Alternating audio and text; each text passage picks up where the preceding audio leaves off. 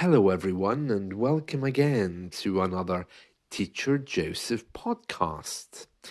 Today, we want to explore the power of creativity in language learning. English, like all languages, is designed to be shared. That's what it is, and that is what it's for. Many of us, because we are not supported by our families or friends, and we hide learning for whatever reason, maybe we don't want our colleagues to know about it, or maybe we don't want our families to know about it. Many of us gather up words and verbs, we put them inside our heads, and then they kind of just stay there. And then after a period of time, we don't use them, we forget them. And if we're really lucky, we've written some of them down, whether it's on a flashcard or perhaps in a notebook that we can go back and review. The people who do this, the people who basically just have a relationship between the words and their own minds, don't really get very far with English because they find that they're not able to express themselves. English has to be expressed. It's really very, very important. And in fact, philosophers will tell you that often the expression of the language creates our world.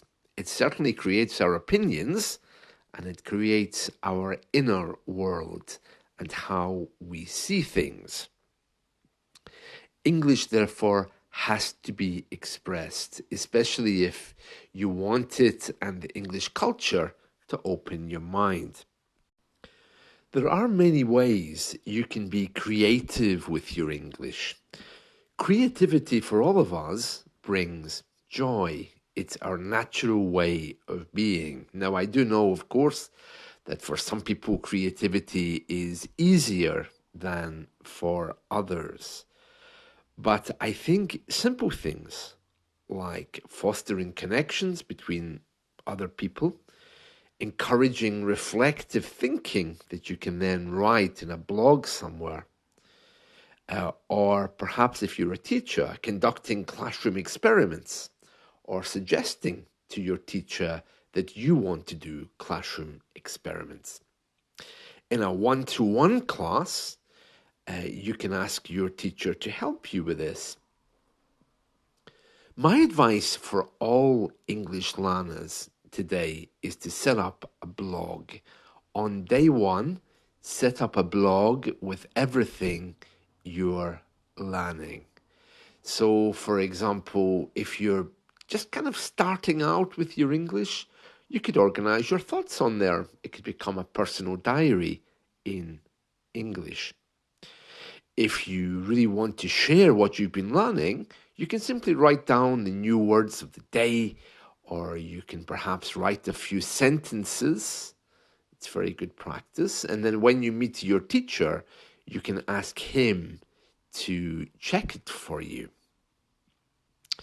Keeping a blog is a wonderful way of sharing. It's also very non-invasive. For those of you who are feeling more brave or more bold, you could go as far as setting up a YouTube channel. You could even make it private so that it's shared only between you and your teacher. You don't have to tell the world you're learning English if you don't want to. But my point here is that you're going to create some kind of creative media hub. How much you want to share that with other people is entirely up to you. But it's a good way of tracking your journey with English, firstly.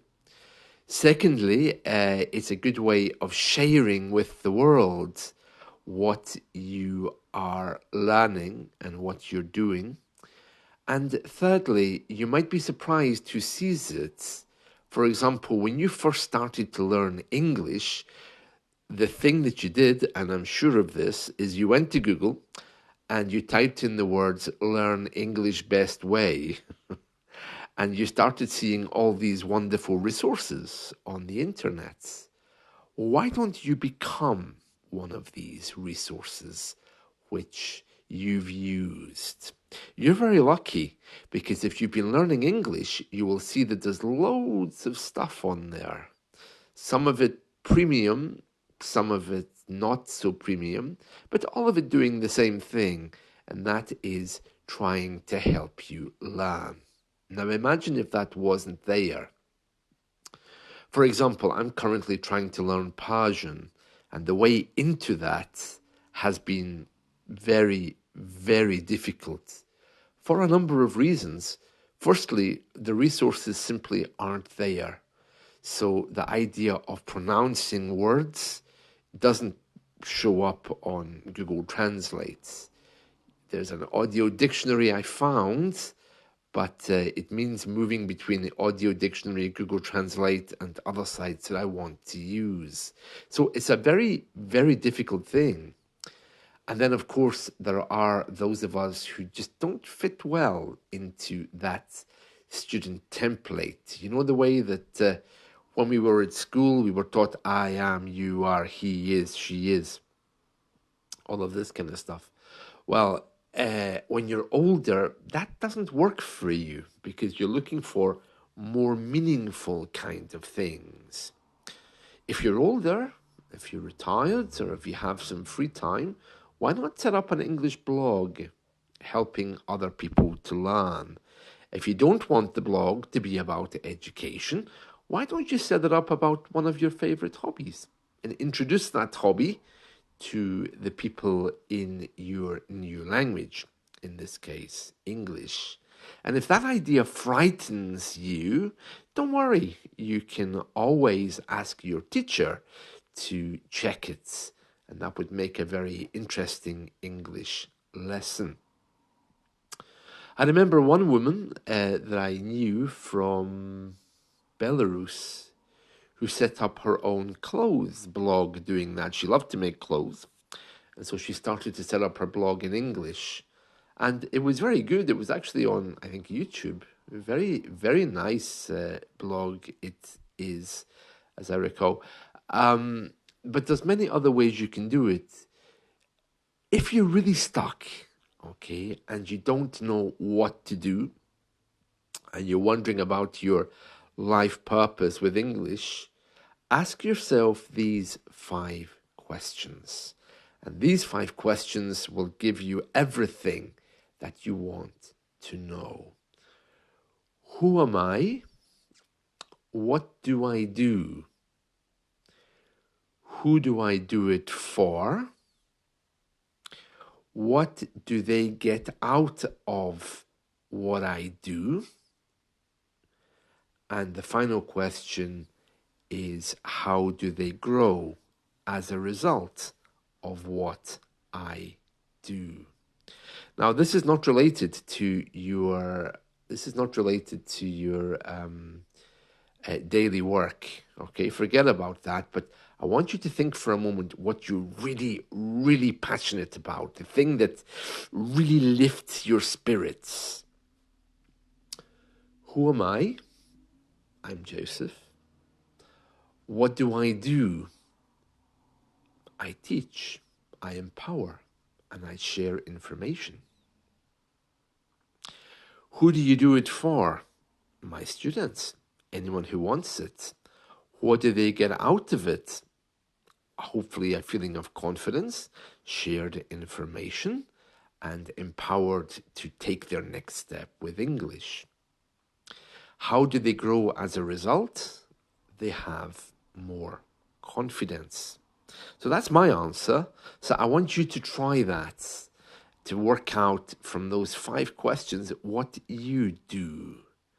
And I want you to put it into practice. It may have nothing to do with your work, or it may have everything to do with what you're currently doing. For example, maybe you're a number cruncher, maybe you are a computer programmer, but whatever the thing is, whatever your thing is, and if you're not sure quite how to define that, what ignites you? What really gets you going? What makes your blood rise with excitement when you hear it named? That thing is what you want to develop. And I'm asking you to develop that thing in English in whatever way it's possible. That's it from me for today. I hope you've enjoyed this. Let's talk again soon. And holiday greetings to you all because Christmas is coming up. See you soon. Bye.